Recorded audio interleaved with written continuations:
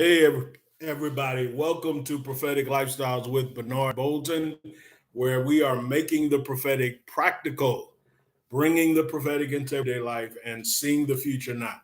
I'm hoping that by now I have said that enough where you can say that's our core statement or our core belief statement. And I say it every time I come on. So listen, I hope you're having an incredible week and looking forward to Shabbat on tomorrow, a day of ending, a day of rest, and we are getting ready for the next week. So today I want to talk to you, and on Fridays we do our series on ministry and the marketplace. And so I wanted to talk to you today about the fundamentals of ministry. And I'm hoping that this is going to be a series for at least the next 6 or 7 weeks where we'll be talking about the fundamentals of ministry. But we're also going to be introducing a new term for the marketplace. So excited that the Lord has spoken this to us. We heard God, and we're going to run with this new term, which speaks to our place in the marketplace. Okay. Now, the fundamentals of ministry. What do I mean by that? I'm talking about the foundation. What is the foundation? What is the core of ministry? What is the principle on which ministry is founded on, or which ministry stands on? And so I want to talk about the fundamentals of ministry. After being in ministry myself for 39 years, that's right, 1984, well, actually 38 years, 1984, I've been in ministry. I've taught, I've been an evangelist, I've been a teacher, I've been a pastor teacher. I am now an apostle, an apostolic mentor, a father. And so I've walked in several different graces and functions in the midst of ministry. And I love sharing with you about ministry, but my real passion is to help those in ministry to also find their place in the marketplace. Okay. Because I do believe that you can do both. And I'm actually doing both myself and doing it successfully. And there is a freedom that comes when you are able to navigate between ministry, which is the calling of God upon your life, and the marketplace, which is the place where you go to share and to merchandise and to sell. All right. So Jesus is our he is our standard. He is the person that we follow for ministry. Although there are many ministers throughout the scriptures, many who serve God, many who serve God's people, but Jesus Christ is the essential. He is the essential. He is the existential. He is the paradigm, the pattern. He is the prototype for all ministries. And this is what Jesus said in Mark chapter 10, verse 45, one of my favorite verses. For even the Son of Man did not come to be ministered to, but to minister and to give his life a ransom for many. Now, even though Jesus did not come for the purpose of being ministered to, there were still many who ministered to him, and he never turned away their ministry. There were women who were who joined his movement, and they ministered to him. They ministered funds to him. They ministered to him by serving him through cooking and through support and encouragement. There were, of course, the disciples who came to serve him. Okay, so there were people who served him. I remember one of the most powerful illustrations of ministry was the woman who came and washed his feet with her hair. That is ministry. But that was not the purpose of his coming. All right. So the first thing we have to understand about a fundamental of ministry is that you are not in ministry to be served. You're not in ministry to be the object of service. However, if people serve you, then that's a blessing. I have people in my ministry who serve me, who support me, who support my ministry through giving, who come alongside of me with their gifts. But that is not the purpose of why we minister. And I've seen people who have become full of, full of bitterness and full of anger because they felt that they were not being served. All right. But if you understand that that's not why you came, then you will never come to that place of not being served. You won't feel like people are supposed to serve me. They're supposed to value me. They're supposed to do for me. That's not why Jesus came. But he came to minister, and his life, or rather his ministry, which was only 3 years, his entire life for those 3 years was ministry. Jesus ministered.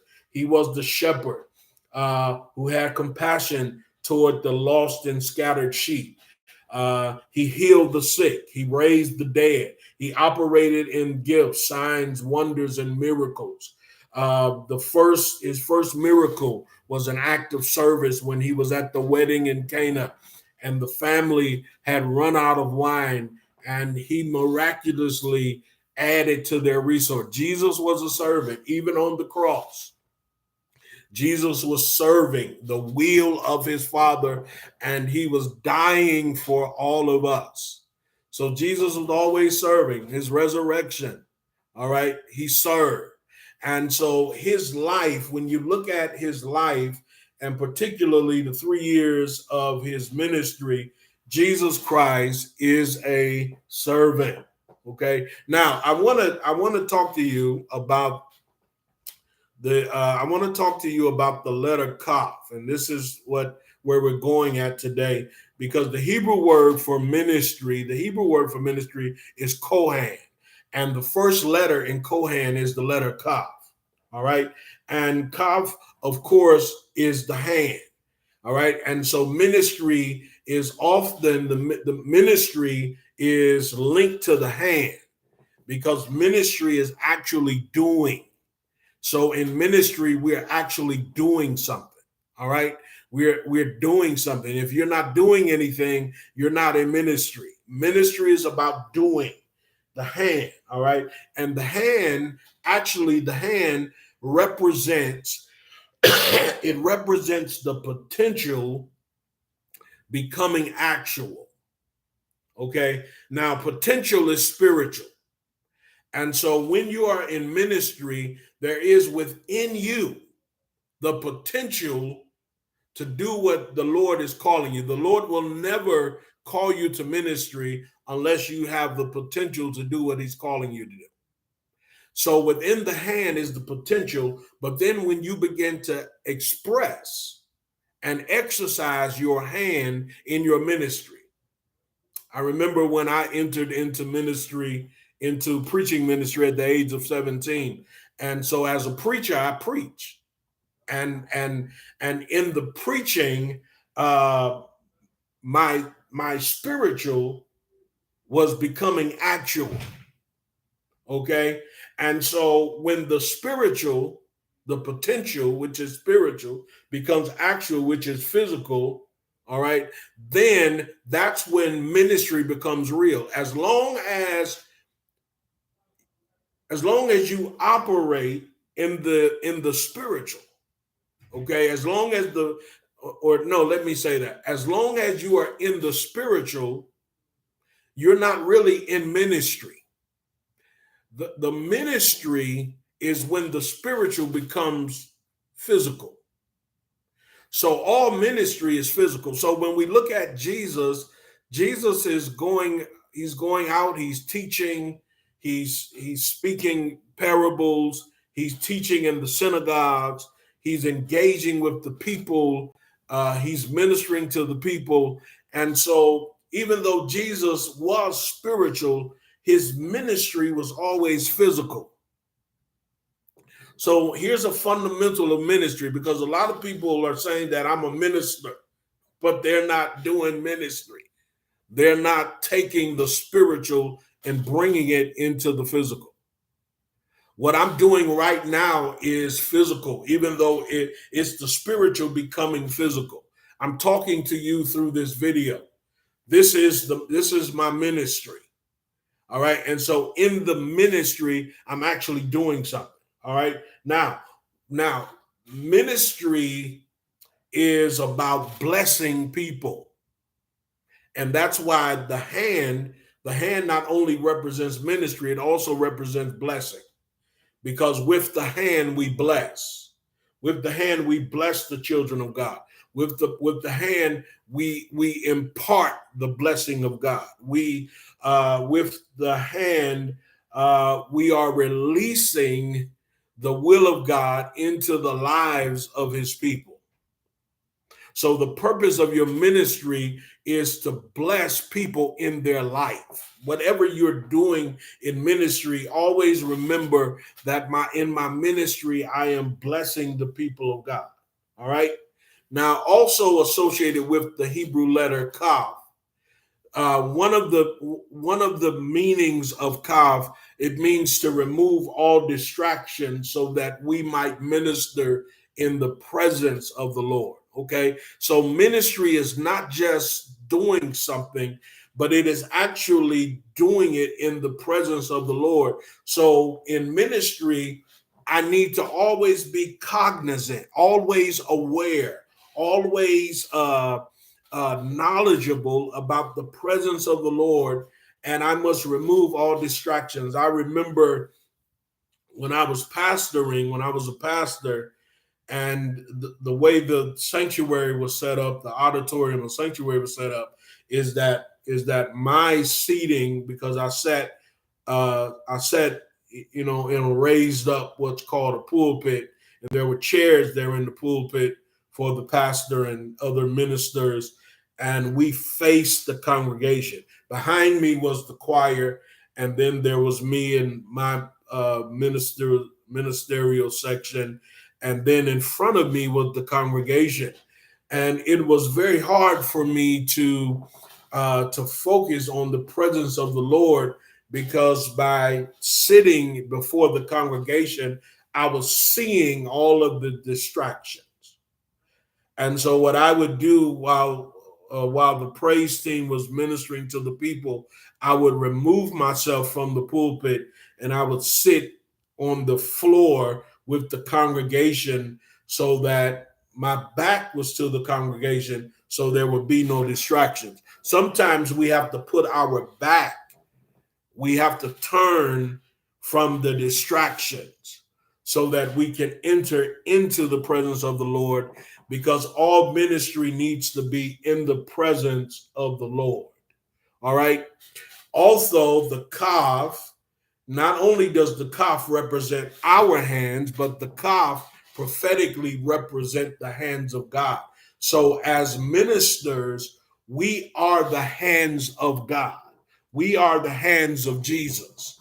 And we are his possession. Okay? We are his portion, and we are his inheritance. And so we minister for him as his belonging. All right. And so the ministry is his. You are his, and you are positioned as his minister, as his portion, and as his inheritance. All right. I pray this is a blessing to you. We are currently, I am an apostolic mentor through the Renaissance Prophetic Network. And if you're looking for a mentor, and you are ready to be mentored in ministry, because that's basically what we do. We minister to those who are in ministry, whether it's vocational ministry, house ministry, or the ministry of reconciliation. We are an apostolic mentor to those who are in ministry. So if you're interested in learning more about how to become a part of the Renaissance Prophetic Network, then just reach out to us and we'll be glad to meet with you. Okay. No obligation. You don't have to join.